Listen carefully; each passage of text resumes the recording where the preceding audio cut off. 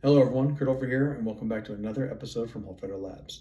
Today we continue on with the Stretto section of Fiore Sword in Two Hands section of the manuscript, and we're going to be looking at the next one, which talks about pommel striking somebody. Now this play right here is very interesting to me because ultimately right here, it gives a context that's very important about the sword. And one thing about this right here for me is that really plays like this right here are what really made me consider that the use of the sword and the dagger is very connected, because you understand, this action right here looks very similar to like what a dagger shot might be. So how do we apply that to the sword? And also how the sword is 6 different uses right here, as far as for grips wise are concerned, that can be employed. And this right here, this play shows once again how we can't just strike somebody here. We have to consider the return of somebody, control that, and to be able to deploy effective strikes. So with that being the case here, let's get into it. Okay, this week here we start getting into the nitty-gritty here of something that's very near and dear to many people that practice anything that's from Fiore's arm, and that is pommel striking. A big notion that we work with in our own curriculum here is that essentially the pommel strike is just revisiting the dagger, where you're utilizing that same kind of shot, because at certain ranges, yeah, you have all this sword here, but it's useless until you get them further away or you get distance, right? So we're going to talk a little bit right here, and this first grappling concept is a build upon, which is very similar to what happened last week. And again, we're starting to see the progression of possibilities of this, where if the person is strong, weak, etc. Last week, in that crossing here, we were crossed up. If you remember right here, I passed forward and dominated on him, and that means to me that essentially he may not have been anatomically stronger in this situation here, or his structure may have been off, which allowed me to get the ability to get across into different grapplings on this side of his body. This could also be, again, maybe counter shorter. Imagine it, there you go. And in this case right here, I have the ability to really push in, which allows that kind of over grabbing because I am in a benefit in that spot. This might be a different type of tactic. This week right here, we're talking about this play. And this play right here is, it's different, and yet at the same time too, it is the same thing because it still allows us to pass on the other side of the body. But the part about this right here that is so important about it is that it's a continuation, another option. Personally, I think this is if maybe I make a misjudgment right here, or maybe they make a really good parry. And we cross the Stretto. We're in this spot right here. We come in this directly at a point. Now, if I am straight on with him and these blades are against right here, as far as this crossing goes, it's amazing how these guys stick a little bit. I can't, if I decide to come over top with this, with one arm, he's pressing really hard, you can press. This is going to go right into my face. And I can go over his arm here as far as this goes, but he's got 2 hands on him, and he still can push into, he still put the blade right there. It's still in a very dangerous spot. So instead, we're going to utilize a rotation of the wrist, utilizing tutta volta of the wrist to allow the sword to whip to the other side and to strike like a dagger shot, but the pommel strike. So in this crossing right here, he's made this mashing point right here. And what ends up happening is maybe he's pressing into me, he's stopped me. He's not he's trying to push into me like this right here. Maybe he is. Regardless, off of this plate right here, all I'm going to do is I'm going to come across, rotate, and step. Now again, this is Stretto. I'm moving directly at him. If I decided to take, if you remember we talked about before about wide and narrow play, if I decide to go wide on this, I'm not in a spot. That's going wide of an angle. So I have to take the line that's directly towards it because the sword, in this case right here, is still propelled forward, but as a pommel. The crossing comes up, he's pressing in. By going straight at him, I allow the sword to unlock. I can pull this down, and I can jam him in the face with the cross guard, with the pommel, whatever. This is as much about a defense as it is an offense.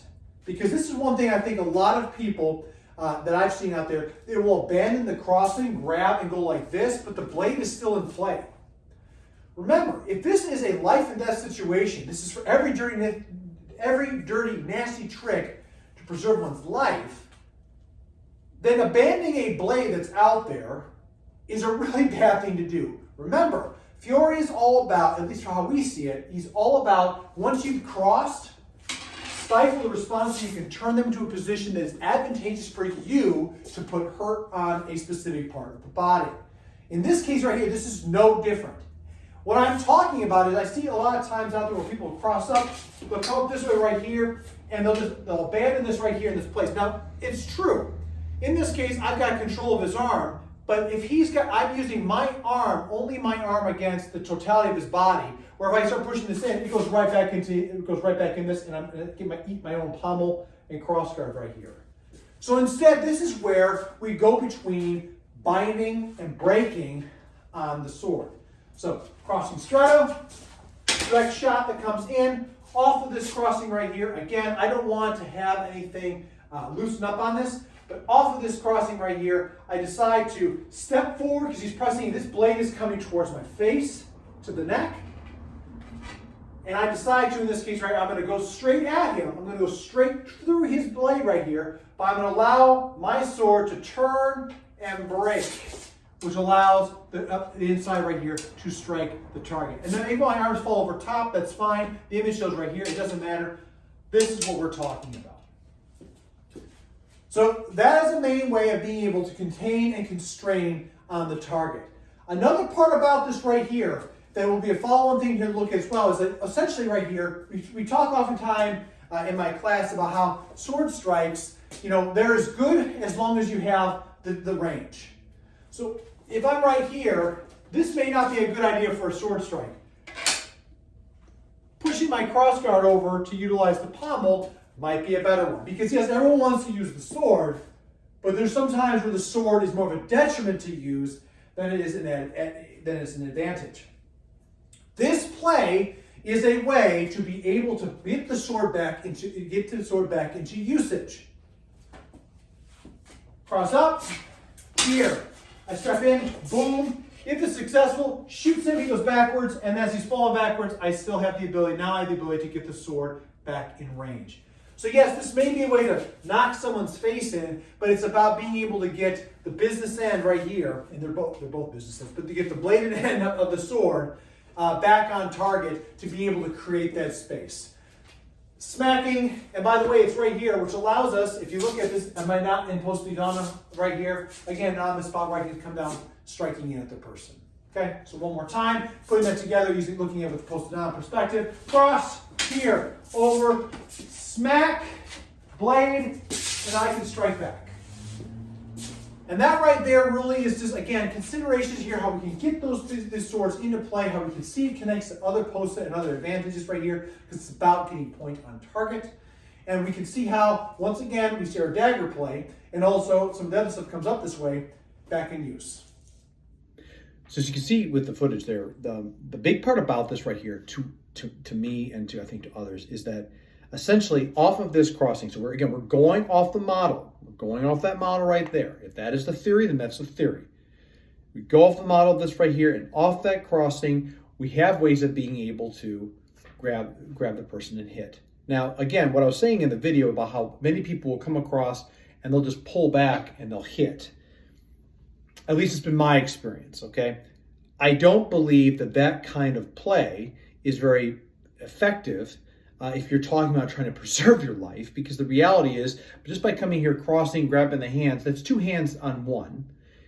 If I push this across, the blade comes across, you can see how like you can envision that blade coming across my face here, and that essentially they hit me before I can even pommel strike them. So the big part, and I think anyone who significantly studies Fiore will tell you that, by allowing the hand to volta, the sword to volta, right? To be able to cross and let the sword volta, you basically create a concept of the colpo volano to be able to strike with the pommel. We're just too close to be able to do anything. Interestingly enough here, he says you can also cut a fendente to his head before he can make a quick parry. Again, this points back to the concept of the colpo volano. Now, again, as the image shows, you see how the guy's left foot forward, which is very similar to how with the colpo volano you have that kind of strike, which in itself allows for us to be able to strike into a spot that turns off and rotates in. But in this case here, Fiore covers, grabs, stifles the wrist, and turns with it so that he can strike. And then we also see that as we hit the person, we can now strike in as it elongates out because it goes boom and then rotates out with the sword. So that's a very good covering mechanism, right, that keeps you safe and employs many, many, many nasty, dangerous tricks that apply to this type of crossing action. And that's a very big portion right here that's super important to explore.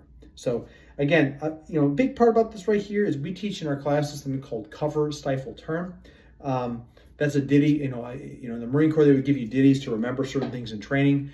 Cover, stifle, turn is a basic concept, and I mentioned it before. And this right here, we've talked about how in this crossing here, we've crossed, we're stifling some type of action off that, and then we turn, and that's by feet and by sword, both, to be able to cause effective hit on target. And that's a big part about that. So with that being the case, that's going to wrap up this video. Please don't forget, like, subscribe, share with a friend out there. Let me know what your thoughts are on this right here. And again, I'm not trying to cause conjecture out there and saying that people are doing this wrong. That's not it at all. I'm just telling you my experience of seeing this and how I don't think that keeps you safe. And that ultimately right here, if we're talking about building off concepts to what Fiore's methodology has been from Gioco Largo into Stretto, then there's parts about that right here that we look for those context pieces. Let me know what you think about that in there. And as always, please don't forget, hit that bell so that you get notified of when new content gets dropped. And as always, please stay safe out there, train well, and fight on. I'll see you all soon.